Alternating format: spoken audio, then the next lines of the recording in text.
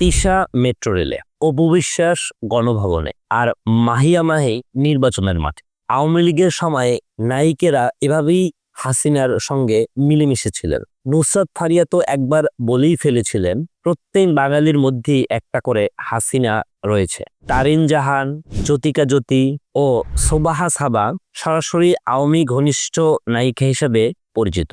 সাবিলা নূর ও তাসনিম ফারিনদের কখনো না কখনো শেখ হাসিনার সাথে দেখা গেছে। আওয়ামী লীগের শাসনামলে কোন নায়িকারা কিভাবে আওয়ামী লীগের সাথে সম্পৃক্ত ছিল, আসুন আজকের আলোচনা থেকে আমরা সেটা জেনে নেই। স্বামী মোস্তফা সরওয়ার ফারুকী উপদেষ্টা হলেও তিশার রাজনীতিতে তেমন কোনো ঘনিষ্ঠতা খুঁজে পাওয়া যায় না। তবে রাজনৈতিক ব্যক্তিদের সাথে তার ওঠা বসা ইতিপূর্বেও ছিল, এখনো কম বেশি আছে। 2023 সালের নভেম্বরে মেট্রো রেলের আগারগাঁও অংশ থেকে উদ্বোধন করেন তদানীন্তন ফ্যাসিস্ট প্রধানমন্ত্রী শেখ হাসিনা। সেখানে তার সঙ্গে ছিল সবুজের এক ঝাঁক তারকা। তিশাও সেখানে যোগ দেন। হাসি মুখে শেখ হাসিনার সাথে তিনি একটি ছবিও তোলেন। আরেক অভিনেত্রী দিঘিও সেখানে উপস্থিত ছিলেন। এছাড়াও শেখ মুজিবুর রহমানের বায়োপিক মুজিব একটি জাতির রূপকার, সেখানে তিশা অন্যতম একটি প্রধান চরিত্রে অভিনয় করেছিলেন। ছবিটিতে তিনি ফজিলাতুন্নেসা মুজিব তথা রেনু চরিত্রে অভিনয় করেছিলেন। এই চরিত্রে অভিনয় করতে পেরে তিশা নিজেকে অনেক ভাগ্যবান মনে করতেন। মাহিয়া মাহি ছিলেন আরও এক ধাপ এগিয়ে। শেখ মুজিবের আদর্শে উজ্জীবিত হয়ে তিনি সরাসরি আওয়ামী লীগের রাজনীতিতে যুক্ত হন। আওয়ামী লীগের সাবেক মন্ত্রী ডাক্তার মুরাদ হাসানের সঙ্গে তার সম্পর্ক নিয়ে জল কম ঘোলা হয়নি। তবে মাহি চেয়েছিলেন নির্বাচনে সরাসরি নির্বাচিত হয়ে জাতীয় সংসদে আসতে। নির্বাচনে তিনি সফল না হলেও বিএনপির বিরুদ্ধে তিনি মাঝে মধ্যেই নানা রকম বিদ্বেষমূলক বক্তব্য দিতে কিন্তু একটু পিছপা ছিলেন না। কঠোর আওয়ামী লীগের মতাদর্শে বিশ্বাসী আরেকজন তারকার নাম হচ্ছে তারিন জাহান। আওয়ামী লীগের যে কোনো অনুষ্ঠানে ডাক পড়ত তার, এবং তিনি সেখানে যথারীতি উপস্থিত হতেন। এমনকি খুব অল্প সময়ের মধ্যেই তিনি আওয়ামী লীগের বিভিন্ন এমপি মন্ত্রীদের সাথে অনেক গুরুত্বপূর্ণ সখ্যতা গড়তে সক্ষম হয়েছিলেন। কিন্তু আখের কিছুই হয়নি, তার এমপি হওয়ার শখ পূরণ হয়নি। তারিনের মতোই আওয়ামী ঘনিষ্ঠ আরেকজন শিল্পী হচ্ছে সোহানা সাবা। 2024-এর গণঅভ্যুত্থানের আন্দোলন চলার সময়ে তিনি আলো আসবে নামেও একটি গ্রুপে বেশ সক্রিয় ছিলেন।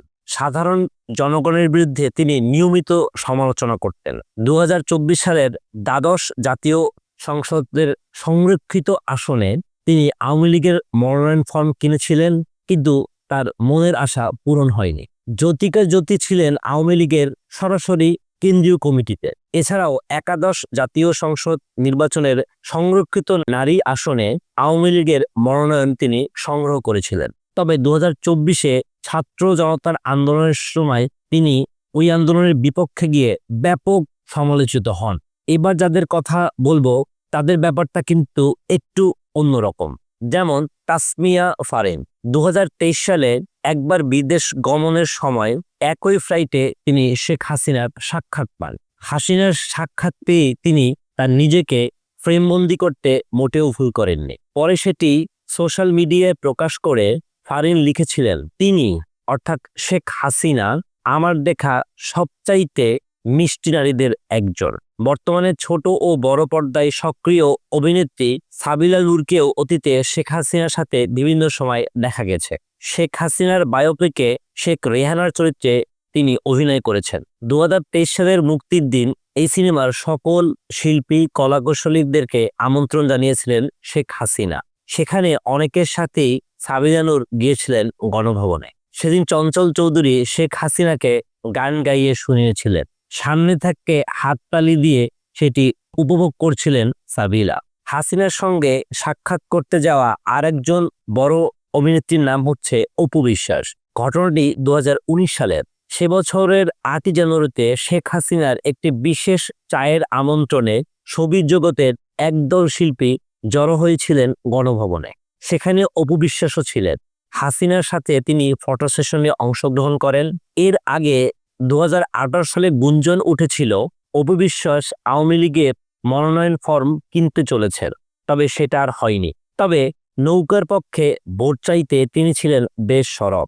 কেউ কেউ তো বিপদ থেকে বাঁচার জন্য শেখ হাসিনার শরণাপন্ন হয়েছিলেন। এই যেমন পরিমণি 2021 সালের 4 আগস্ট তিনি তার নিজ বাসা থেকে আটক হন। গ্রেপ্তারের দিন তিনি লাইভে গিয়ে শেখ হাসিনাকে মা বলে সম্বোধন করেছিলেন। এভাবেই অনেক নায়িকারা আওয়ামী লীগের শাসনামলে বিভিন্ন রকম তোষামোদি করে আওয়ামী লীগ তথা শেখ হাসিনার কাছ থেকে বিশেষ সুবিধা ভোগ করেছেন।